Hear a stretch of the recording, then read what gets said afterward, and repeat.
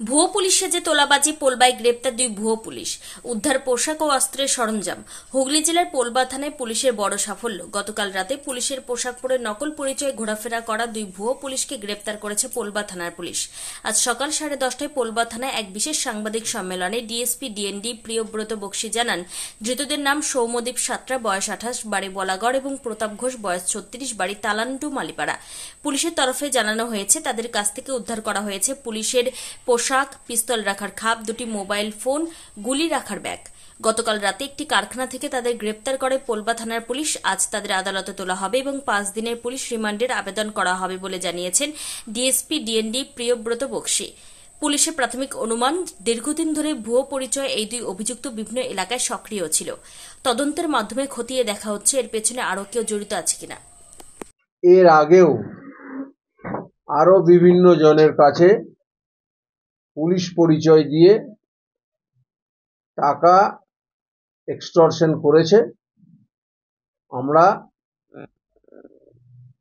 ওই দুই ব্যক্তির বিরুদ্ধে স্পেসিফিক কেস করে আজকে লার্নেড সিজিএম সদর কোর্টে পেশ করছি এবং 5 দিনের রিমান্ডের প্রেয়ার করছি। রিমান্ড পিরিয়ডে ওরা আর কোথায় কোথায় পুলিশের এই ভুয়ো পরিচয় দিয়ে টাকা আত্মসাৎ করেছে বা টাকা তুলেছে সেগুলো আমরা ভেরিফাই করব এবং এই টাকাগুলি উদ্ধার করব। এদের বিরুদ্ধে আরো ডিটেলস ইনভেস্টিগেশন হবে।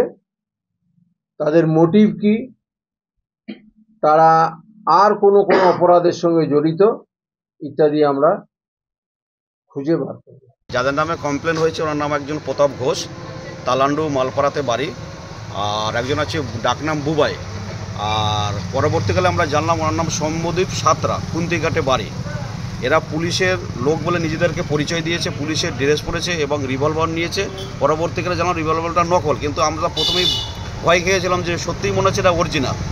এইভাবে বিভিন্নভাবে আমাদের অফিসে একদিন আসে গত বৃহস্পতিবার, তারপরে আমাকে একটু হেনাস্তার মতো করে আমাকে ভয় খাই দেয় যে রত্নাদেকের কাছের লোক আমি, মানে রচনা ব্যানার্জি কাছের লোক, তারপর তপন দাশগুপ্তর কাছের লোক, এবং এমনভাবে মোবাইলের ছবি দিয়ে সেভ করে রেখেছে মনে হচ্ছে সত্যি তপন দাশগুপ্তর নাম্বার, যে এইখানে এত বড় বিজনেস করছো, তো আমাদেরকে না জানিয়ে এইসব ব্যবসা করছে কিসের জন্য। এবার অফিসে এসে মানে 50 লক্ষ টাকার দাবি করে ফার্স্ট, যে কাজ করে যে এত বড় বিজনেস করেছো আমাদেরকে দিতে হবে, মানে তোমরা তো বুঝতেই পারছো এখন মানে প্রশাসনের লেভেল থেকে এগুলো না দিলে পরে তো কাজ করাই যাবে না, মানে তোলাবাজি বলতে পারে, একদম তোলাবাজি ওই টাইপেরই।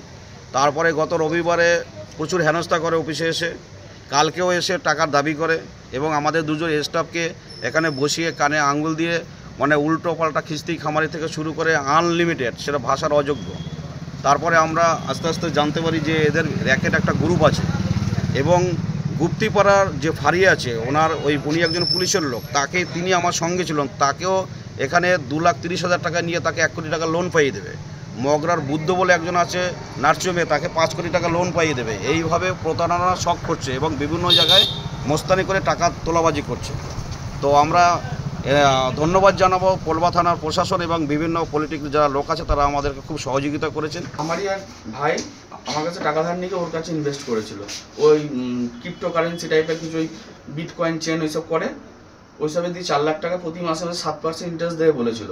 প্রথম 2-3 মাস দেয়, তারপরে দেয় না মে মাস থেকে। এবার আমি ওকে টাকা চাই, ও বলে দাদা আমার দেখো টাকা আসছে না, এই নেই সেই নেই। গত বুধবার দিন ওর বাড়িতে যখন যাই তখন আমায় বলে এরকম ঘটনা, চলো বৃহস্পতিতে দেখা করি মানুষটার সাথে। তখন দেখা করতে যায়, ওরা তখন বলে শুক্রবার দিন টাকা দেবো। তার মাঝখানে সেদিন গিয়ে আমাদের 25,000 টাকা দিয়েছিল। 25,000 টাকা দেওয়ার পরে কালকে টাকা দেওয়ার কথা ছিল, টাকা দেওয়ার নাম ডেকেছে, ডেকে চা ফা সব খাওয়ালো দিয়ে। এবার দেখছি এক এক করে সব লোক জড়ো হয়ে গেছে দিয়ে, এবার লোক জড়ো হয়ে মানে গায়ে হাত দিচ্ছে যথারীতিভাবে। আমি তখন আমার ওয়াইফকে ফোন করে বলি যে থানায় ফোন করতে বা থানায় আসতে। থানায় আসে, তখন ওরা থানা থেকে গিয়ে আমাকে ওখান থেকে সরিয়ে নিয়ে আসে। ওরা এসে আবার কমপ্লেন দেয় যে আমি নাকি 1,65,000 টাকা ওদের কাছ থেকে নিয়েছি। ওনার কাছে টাকা চাইতে যাওয়া হয়েছে, তার কারণেই আমরা ফেঁসে গেছি। আর আপনারা যদি তথ্য তুলে ধরতে চান, আমার যে ছোট ব্যাগটা যেটা সিজ করা হয়েছে, কোমরের সাথে যে সাইড ব্যাগটা ছিল, সেই ব্যাগে উনি কত টাকা কার থেকে নিয়েছে ওনারই ছেলে সেটা লিখে সাইন করে দেওয়া হয়েছিল স্যার।